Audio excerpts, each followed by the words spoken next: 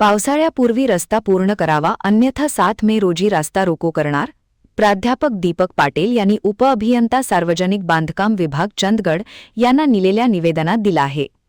चंदगड तालुक्यातील राजगोळी ते ढोलगरवाडी फाटा MDR 65 हा दळणवळणचा महत्त्वाचा रस्ता आहे. या रस्त्यावरील नागरदळे ते किणी या 2 किलोमीटर रस्त्यासाठी 3,13,00,000 रुपयांचा निधी मंजूर असून BR कन्स्ट्रक्शन कंपनीने या रस्त्याचे काम घेतले आहे. 10 ऑक्टोबर 24 पासून 1 वर्षामध्ये सदर काम पूर्ण करण्याची मुदत होती, पण अत्यंत धीम्या गतीने काम सुरू आहे. किणी गावातील गटरचे काम अर्धवट आहे.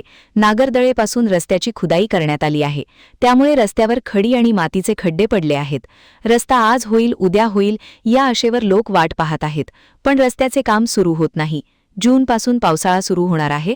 तत्पूर्वी रस्ता पूर्ण करण्याच्या दृष्टीने कोणतीही उपाययोजना किंवा कार्यवाही ठेकेदाराकडून करण्यात आलेली नाही. याचा नाहक त्रास नागरिकांना होत आहे.